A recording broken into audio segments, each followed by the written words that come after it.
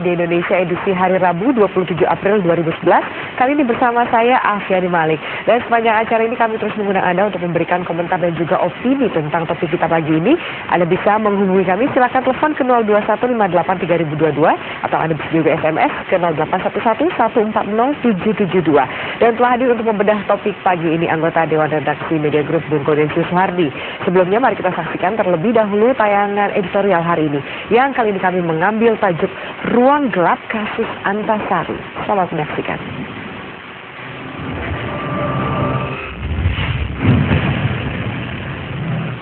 Ruang Gelap Kasus Antasari. Proses menuju keadilan di negeri ini masih seperti menegakkan benang basah. Tidak kunjung tegak meskipun berbagai aturan dan lembaga pengawasan sudah diciptakan. Pengadilan sebagai bagian sangat penting dari tegaknya hukum tidak jarang tergelincir memanipulasi hukum. Itulah misalnya yang terjadi pada Hakim Asnun ketika membebaskan Gayus Tambunan setelah menerima sejumlah uang. Yang sekarang sedang disorot Komisi Yudisial adalah kasus Antasari Azhar.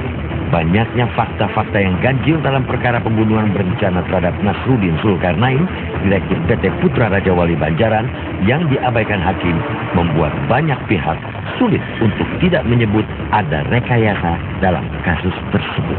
Keganjilan itu antara lain pesan pendek berisi ancaman Antasari terhadap Nasruddin yang dijadikan bahan dakwaan. Ternyata dalam persidangan tidak terbukti berasal dari Antasari. Keterangan ahli terkait senjata pun menegaskan adanya keganjilan.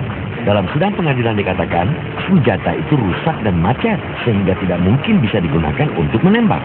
Ahli forensik juga meneguhkan bahwa kepala korban ditembus peluru berkaliber 9 mm bukan 0,38 mm seperti dakwaan yang dikatakan jaksa Sirus Sinaga. Sekalipun fakta-fakta itu bertolak belakang dengan dakwaan jaksa, Hakim Pengadilan Negeri tetap mengantar mantan Ketua Umum KPK tersebut kepada vonis 18 tahun penjara. Di tingkat banding dan kasasi, vonis itu juga dikuatkan. Pengadilan Tinggi dan Mahkamah Agung senada seirama dengan pengadilan di tingkat pertama soal kasus Antasari. Wajar jika Antasari kemudian melawan dengan mencari apa yang membuat dirinya diperlakukan seperti itu. Komisi Yudisial sebagai pengawas hakim mulai memeriksa dugaan rekayasa dalam kasus Antasari itu. Yang hendak dibongkar Komisi Yudisial tentu bukan materi kasus Antasari, karena memang bukan di situ wewenang Komisi Yudisial. Sesuai dengan Undang-Undang Nomor 22 Tahun 2004 tentang Komisi Yudisial lebih berurusan dengan kode etik hakim. Komisi Yudisial berwenang mencari apakah ada pelanggaran yang dilakukan hakim saat memutus perkara Antasari. Komisi Yudisial menegaskan bahwa ia akan fokus ke Hakim Pengadilan Negeri. Demi tegaknya hukum dan keadilan, apa yang dilakukan Komisi Yudisial amat patut diapresiasi, bahkan didukung. Tidak boleh ada warga negara, siapapun dia, yang diperlakukan tidak benar di muka hukum.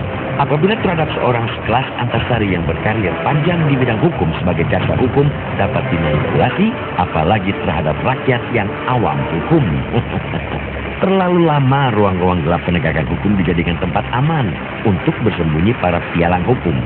Apa yang dilakukan Komisi Yudisial adalah langkah membuka ruang gelap itu.